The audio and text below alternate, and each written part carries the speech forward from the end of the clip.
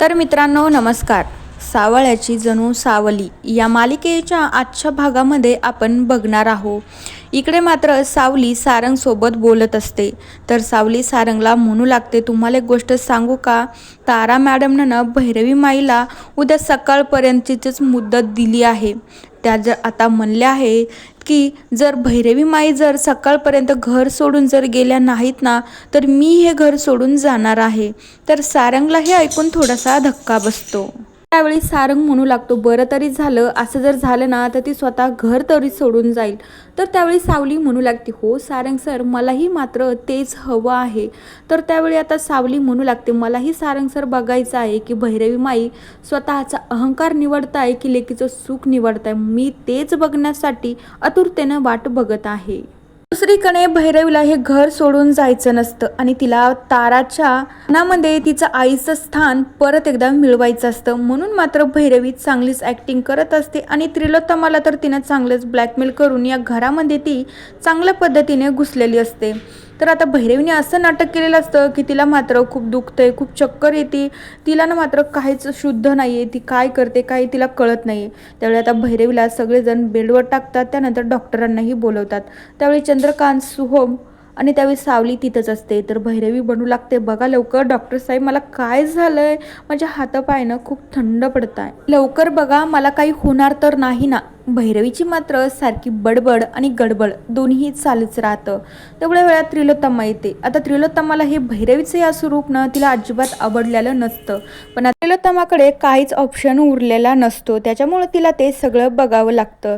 पण आता तिथं असणारी तारा, तिला मात्र भैरवीचं हे नाटक अजिबातच आवडत नाही. त्यानंतर तारा मात्र रागातच तिथून निघून जाते, कारण की भैरवीचं हे नाटक तिला अजिबातच आवडत नाही. पण तेवढ्याच वेळामध्ये मात्र लगेच चंद्रकांत सोहमला सांगत असतो की सोहम जा, तारा खूप चिडलेली दिसते. तर सोहमी मात्र तारा तारा करत तिच्या पाठीमागे जात असतो. तर दुसरीकडे सावलीला फक्त भैरवीच्या मोबाईलमधून तिला त्या डॉक्टरांचा नंबर घ्यायचा असतो. सावलीचं लक्ष सगळं भैरवीच्या मोबाईलकडे असतं, पण भैरवी मात्र ॲक्टिंग करण्यात दंग असते. तर तिचं काही तिच्या मोबाईलकडे अजिबातच लक्ष नसतं. तर त्रिलोत्तमाचं लक्ष भैरवीकडेच असतं. तर सावलीचा लक्ष मोबाईलकडे असल्यामुळे भैरवीचा मोबाईलचा लॉक पण खुललेला असतो. तर सावली मात्र त्या डॉक्टरांचा नंबर भैरवीच्या फोनमधून चोरूनच काढून घेते. त्यानंतर सावली मात्र जगन्नाथजीला फोन करते, त्यांना सांगू लागते का, हो जगन्नाथजी, खूप मोठी आनंदाची बातमी झाली आहे, कारण की त्या साखरे डॉक्टरांचा नंबर मात्र मी मिळवला आहे आणि आता लगेचच मी तुम्हाला तो नंबर सेंड पण केला आहे. त्यामुळे आता पुढं काय करायचं आहे ना, तुम्ही ते बघून घ्या. तर आता जगन्नाथजी म्हणताय, सावली काय सांगते आणि तू नंबर कुठून मिळवला आहे. तर त्यानंतर सावली जे काय घडलेला सगळा प्रकार असते तो मात्र जगन्नाथजीला सांगू लागते. तर जगन्नाथजी म्हणू लागतं, हो सावली, अगदी धाडस दाखवून हे काम केलं आहे बघ, शेवटी मुलगी कुणाची आहेस तू.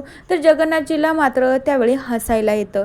तर जगन्नाथजी म्हणू लागता, आता सावली बाळा, तू न अजिबात काळजीच करू नको, आता तो नंबर तू माझ्याकडे दिला आहे ना, तो पुढं काय करायचं आणि काय नाही ते माझं मी सगळं बघतोय, तू आता टेन्शनच घ्यायचं नाही.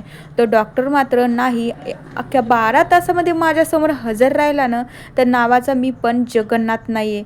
तर सावलीला मात्र वाटत असतं की जगन्नाथजी नक्कीच काहीतरी करतील, कारण की ही भैरवी माई किती दिवस झाले त्रिलोत्तमा मॅमला ब्लॅकमेल करते ते सावलीला बघवत नसतं. त्रिलोत्तमा मॅमसाठी सावलीची ही सगळी धडपड चालू असते.